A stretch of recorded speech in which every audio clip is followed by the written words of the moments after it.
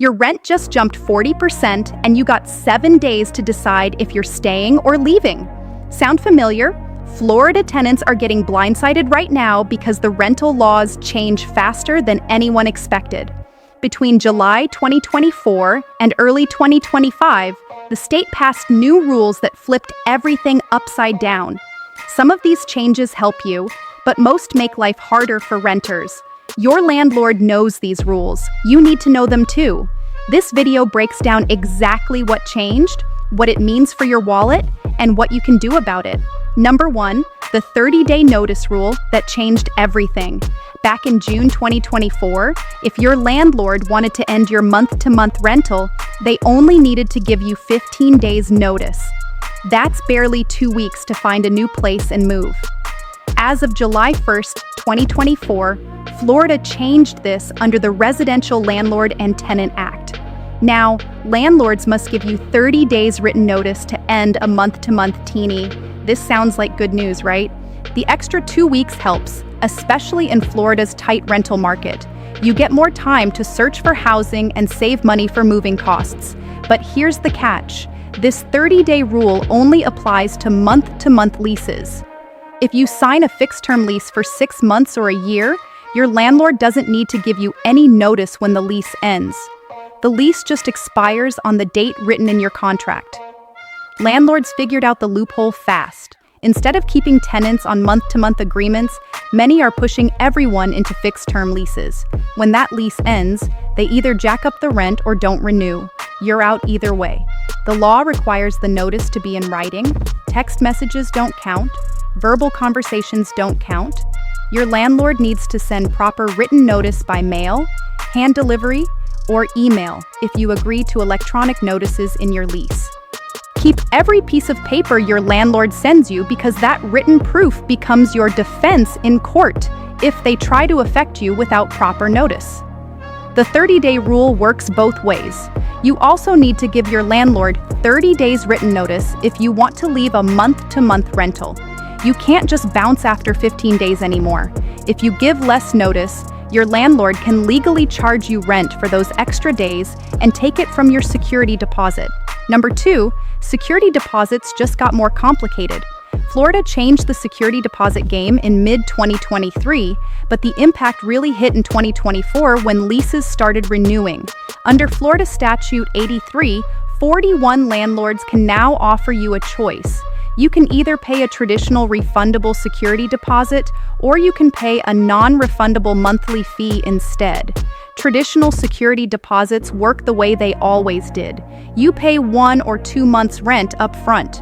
Your landlord holds it in a separate account.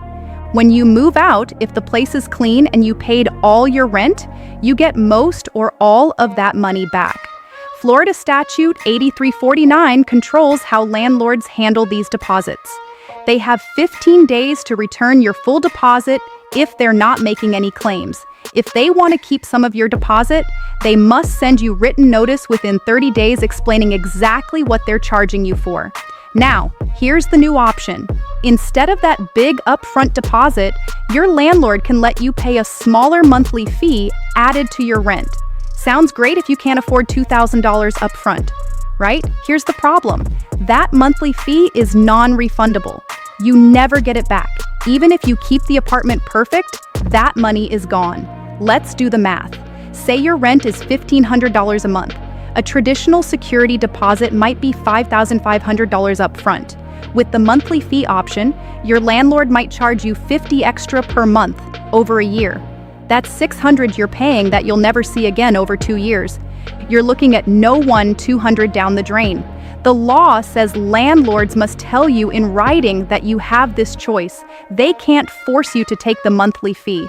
The problem is many landlords push the fee hard because it makes them more money. Some tenants don't realize they have a choice. If you do pay a traditional security deposit, Florida law limits how much landlords can charge.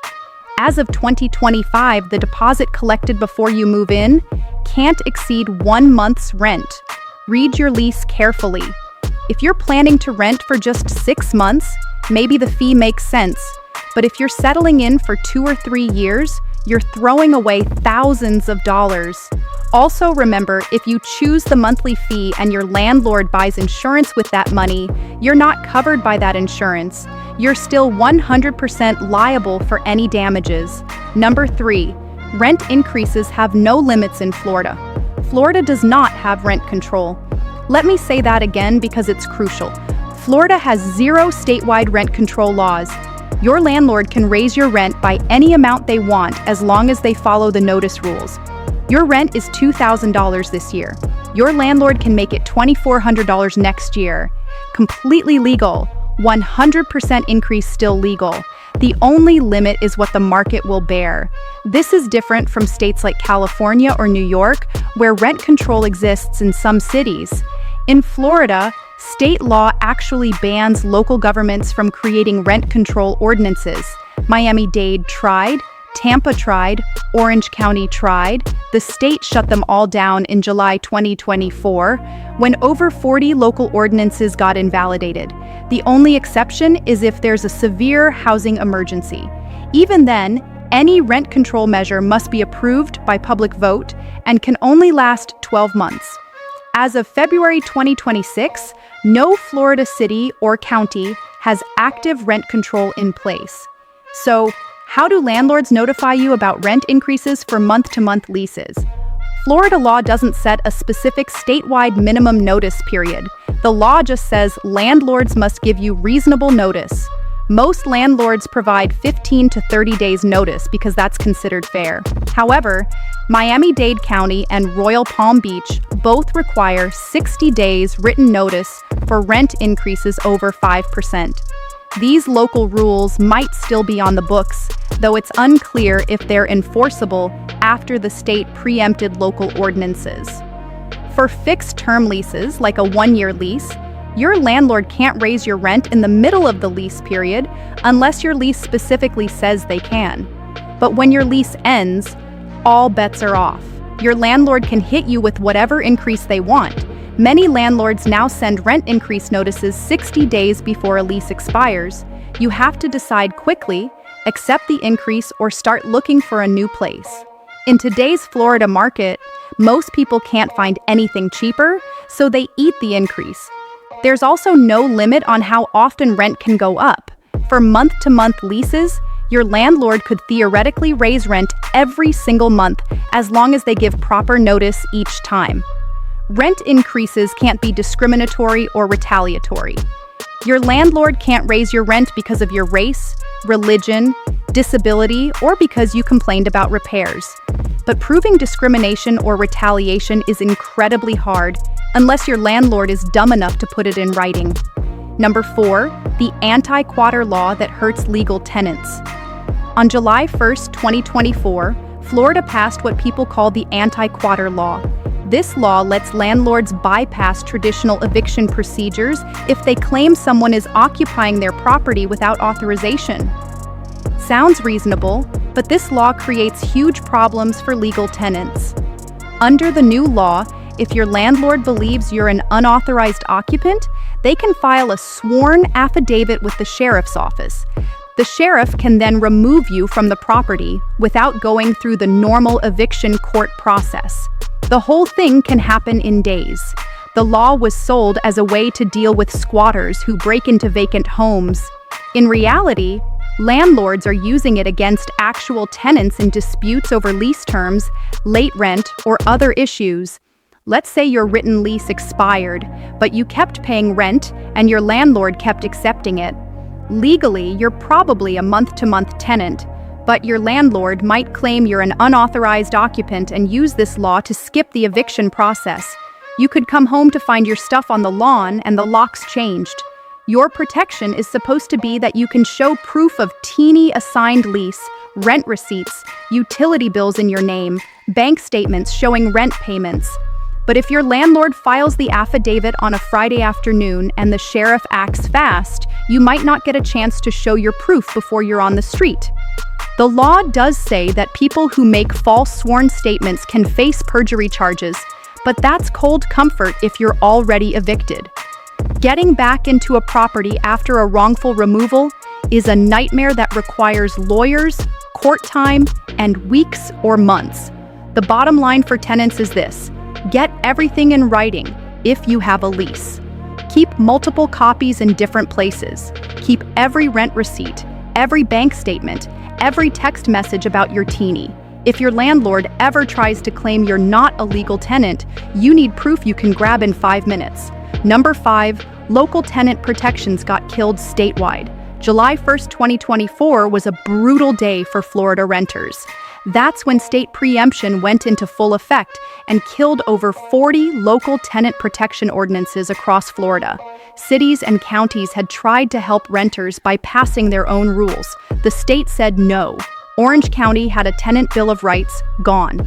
Tampa had protections for renters, gone. Florida Statute 8344 now clearly states that local governments can't regulate anything the state already covers.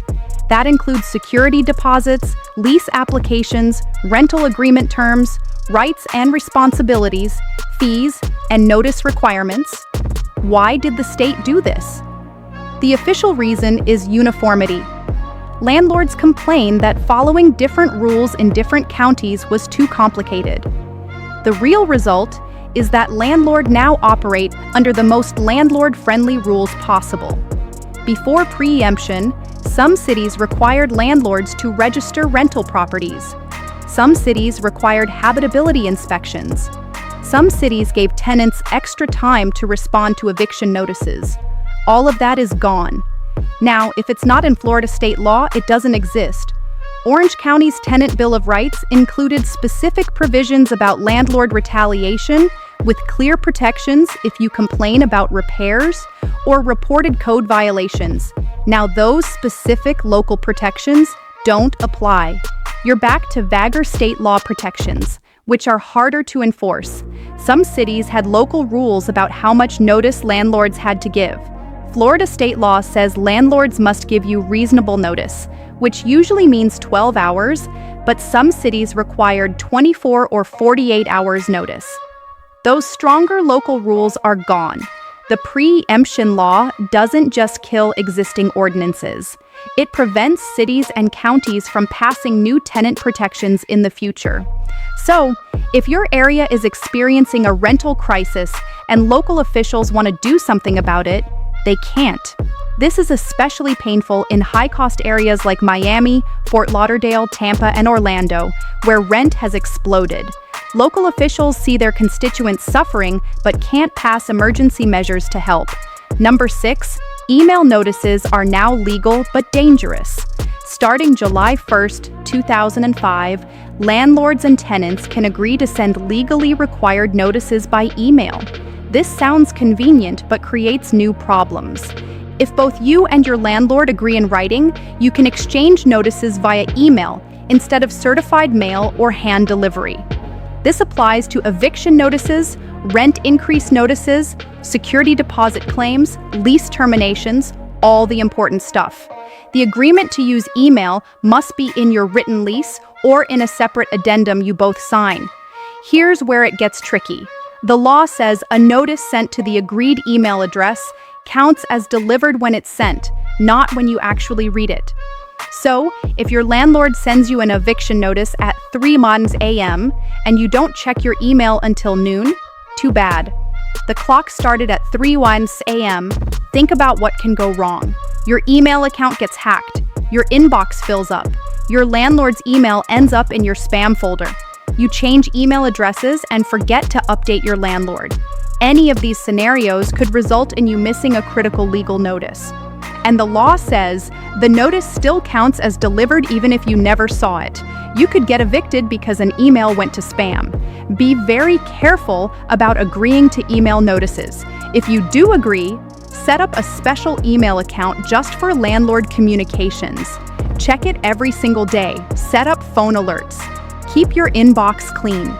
Also know that email notice is optional. Your landlord can't force you to agree to it. If you prefer paper mail, you can demand it. Put that in writing when you sign your lease. Number 7, flood disclosure rules changed October 2025. As of October 1st, 2025, Florida landlords must tell you about flood risks before you sign a lease. This new requirement came from concerns about climate change and increased flooding statewide. The law requires landlords to disclose a property's flood risk zone and any history of flooding. Your landlord has to tell you if the property is in a FEMA flood zone and about any flooding incidents that occurred at the property. This law matters in coastal areas in low-lying parts of Florida, Tampa Bay, Miami, Fort Lauderdale, Jacksonville, Naples, Fort Myers. All these areas have serious flood risk. The problem is, many landlords don't actually know their property's detailed flood history. The law doesn't require them to hire a flood inspector. They just have to disclose what they know. Before signing any lease in Florida, especially near water, check the FEMA flood maps yourself. Go to FEMA's Flood Map Service Center website and type in the address. Ask your landlord directly about flood history and get their answers in writing. Flood insurance is another issue. Regular renters' insurance doesn't cover flood damage. You need a separate flood insurance policy. These can be expensive in high-rise risk zones, often costing $500 to $2,000 per year. If the property is in a flood zone and you don't have flood insurance, a single storm could wipe out everything you own. Some landlords require tenants in flood zones to buy flood insurance as a lease condition. This is legal. Factor the cost into your budget when deciding whether to rent the place. Number 8. Your rights when landlords don't return deposits. Florida Statute 8349 controls what happens when you move out and your landlord has your security deposit. Landlords violate this law constantly. When you move out, you must give your landlord your new address in writing. If your landlord doesn't intend to keep any of your deposit, they have 15 days to return the full amount plus any interest. If your landlord wants to make deductions, they have 30 days to send you written notice. This notice must explain exactly what they're charging you for and how much each item costs. You then have 15 days to object in writing. Here's the key enforcement mechanism. If your landlord fails to send the required notice within 30 days, they forfeit the right to keep any of your deposit. Even if you destroyed the place, if they miss that 30-day deadline, they have to give you back the full deposit. Tons of landlords mess this up. If you move out on June 1st and your landlord doesn't send you any notice by July 1st, the deposit is yours. All of it. What can landlords deduct? Unpaid rent, damages beyond normal wear and tear, cleaning. If the place is left unreasonably dirty, they cannot deduct for normal wear, like minor paint scuffs, worn carpet in hydra areas, or small nail holes from hanging pictures. If your landlord keeps your deposit and you think they violated the law, you can sue in small claims court. You don't need a lawyer for small claims. If you win, the court can order your landlord to pay your attorney fees and court costs on top of returning your deposit. Before you move out, document everything. Take photos and videos of the entire apartment showing its condition. Do this the day you move in and again the day you move out. Clean the apartment thoroughly. Leave it in better shape than you found it. Number 9, what normal wear and tear actually means. The phrase normal wear and tear appears everywhere in Florida landlord-tenant law. But what does it actually mean? This question causes more deposit disputes than anything else. Florida law doesn't give a precise definition. Generally, normal wear and tear means deterioration that occurs from intended use of the property over time without negligence or abuse. Examples of normal wear include faded paint from sunlight, minor scuffs on walls, carpet wear in hydra areas, small nail holes from hanging pictures, loose door handles from regular use, and minor scratches on hardwood floors. Examples of damage beyond normal wear include large holes in walls, broken windows, carpet stains from spills that weren't cleaned, burns on countertops, broken appliances from misuse, unauthorized paint, pet damage like chewed trim, and missing fixtures. The landlord can't charge you for painting the entire apartment after you lived there for 3 years. Paint naturally wears out. If you lived there for 5 years, the carpet was probably due for replacement anyway. Florida courts have ruled that landlords can only charge you for the remaining value of damaged items, not full replacement cost. If a carpet has a 10-year useful life and you lived there for 7 years and damaged it, the landlord can only charge you for 3/10 of a new carpet. Many landlords either don't know this or ignore it. Challenge these charges. Ask for receipts. Ask when the item was installed. Ask about useful life depreciation. Watch out for landlords who charge inflated prices. Require actual invoices from the vendor who did the work. Your landlord has to prove they actually spent the money they're deducting. If you left the place clean and undamaged, your landlord should return your full deposit. Don't let them bully you into accepting bogus deductions. Number 10, what happens when you break your lease early? Life happens. You get a job transfer. You have a family emergency. You need to break your lease early. What are your rights? Florida law doesn't give you many. If you signed a 1-year lease and you want to leave after 6 months, you're generally liable for the remaining 6 months of rent. However, Florida Statute 8359D-5 does require landlords to mitigate damages. This means if you break your lease, your landlord has a legal duty to try to rent the place to someone else as quickly as possible. They can't just let it sit empty for 6 months and charge you the whole time. Your landlord has to make reasonable efforts to find a new tenant. If they find someone new 2 months after you leave, you're only liable for those 2 months, not the full 6. Some leases include early termination clauses. These let you break the lease by paying a penalty, usually 1 or 2 months' rent. If your lease has this clause, use it. It's cheaper than paying rent for the rest of the lease term. If your lease doesn't have an early termination clause, try to negotiate one with your landlord. Offer to pay 1 month's rent as a breakage fee in exchange for being let out of the lease. You can also try to find a replacement tenant yourself. If you bring your landlord a qualified applicant, they're supposed to consider them. Florida law does give you a few automatic outs. If you're an active duty military member who receives orders for a permanent change of station or deployment for 90 days or more, you can terminate your lease under the Service Member Civil Relief Act and Florida Statute 83682. If you're a victim of domestic violence, you might be able to break your lease under Florida Statute 83.67 if you provide proper notice and documentation, like a restraining order or police report. Never just abandon the property without notice. Always give written notice even if you're breaking the lease. At least then your landlord knows you're gone and can start trying to rent it to someone else. Florida rental laws keep changing, and they're stacked against tenants. You just learned about 10 major changes that hit in 224 and 225. Some you probably didn't even know happened. Your landlord definitely knows these rules because they benefit landlords. Now you know them too, so you can protect yourself. If this video helped you understand your rights, hit that like button, subscribe so you don't miss future updates about Florida law. Laws change every year and I break down exactly what it means for you. Drop a comment telling me which of these changes shocked you the most, or share your own rental horror story. Other tenants need to hear it. Also, share this video with anyone you know who rents in Florida. Knowledge is power, and right now landlords have way too much power because tenants don't know the rules. Change that. Thanks for watching.